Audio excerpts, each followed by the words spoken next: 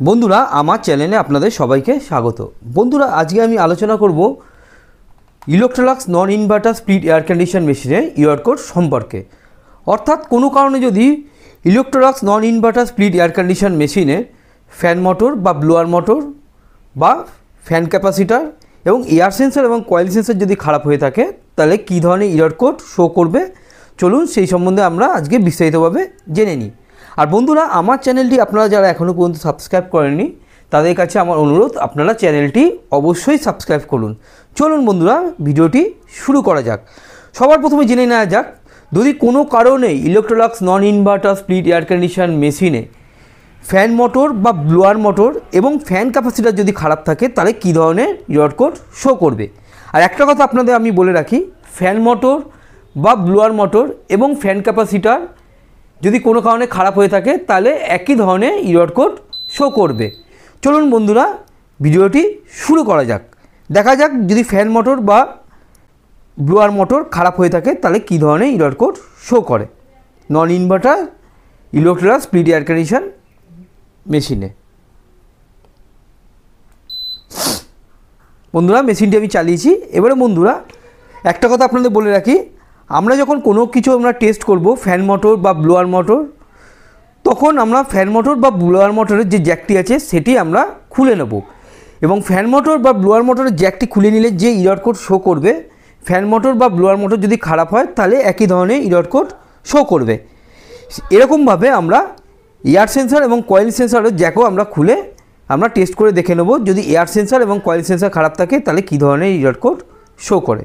চলুন বন্ধুরা সবার প্রথমে আমি স্প্লিট এয়ার কন্ডিশন মেশিনটি বন্ধ করব এবং ফ্যান মোটর বা ব্লোয়ার মোটরে আমি জ্যাকটি খুলে নেব এবং দেখে নেব ফ্যান মোটর বা ব্লোয়ার মোটর যদি খারাপ হয়ে থাকে তাহলে কী ধরনের ইউআর কোড শো করছে।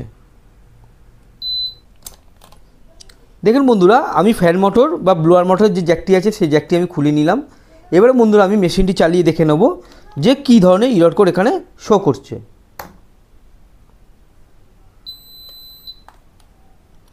বন্ধুরা মেশিনটি চালিয়ে নিই।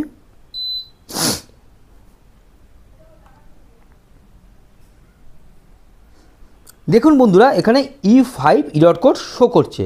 অর্থাৎ কোনো কারণে ইলেকট্রোলাক্স নন ইনভার্টার স্প্লিট এয়ার কন্ডিশন মেশিনে যদি ফ্যান মোটর বা ব্লোয়ার মোটর এবং ফ্যান ক্যাপাসিটার যদি খারাপ হয়ে থাকে তাহলে E5 ইউআর কোড শো করবে। এবারে বন্ধুরা দেখে নেওয়া যাক যে এয়ার সেন্সর যদি খারাপ হয়ে থাকে তাহলে কী ধরনের UR code non inverter Electrolux split air condition মেশিনে শো করে। দেখে নেওয়া যাক। সবার প্রথমে বন্ধুরা আমরা ফ্যান মোটর বা ব্লোয়ার মোটরের জ্যাকটি আটকে নেব এবং এয়ার সেন্সরের যে জ্যাকটি আছে সেই জ্যাকটি আমরা খুলে এবারে দেখে নেব যে কী ইউআর কোড এখানে শো করছে।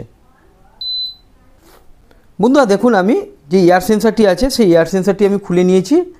এবারে বন্ধুরা আমরা মেশিনটি বা স্প্লিট এয়ার কন্ডিশন মেশিনটি চালিয়ে দেখে নেব যে কী ইউআর কোড এখানে শো করছে যদি কোনো কারণে এয়ার সেন্সর খারাপ হয়ে থাকে ইলেকট্রোলাক্স স্প্লিট এয়ার কন্ডিশন মেশিনে।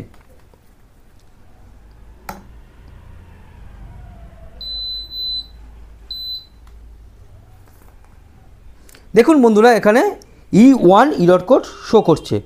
অর্থাৎ কোনো কারণে যদি ইলেকট্রোলাক্স নন ইনভার্টার স্প্লিট এয়ার কন্ডিশন মেশিনে এয়ার সেন্সর খারাপ হয়ে থাকে বন্ধুরা E1 ইউআর কোড শো করবে।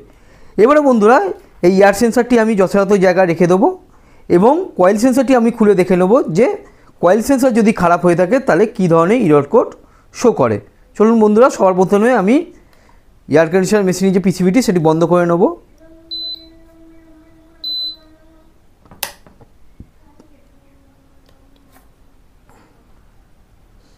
দেখুন বন্ধুরা আমি যে কয়েল সেন্সরটি আছে সেই কয়েল টেম্পারেচার সেন্সরটি আমি খুলে নিয়েছি। এবারে বন্ধুরা আমি স্প্লিট এয়ার কন্ডিশন মেশিনটি আমি চালিয়ে দেখে নেব বা পিসিবিটি চালিয়ে দেখে নেব যদি কোনো কারণে ইলেকট্রোলাক্স নন ইনভার্টার স্প্লিট এয়ার কন্ডিশন মেশিনে কয়েল সেন্সর খারাপ হয়ে থাকে তাহলে কী ইউআর কোড এখানে শো করে।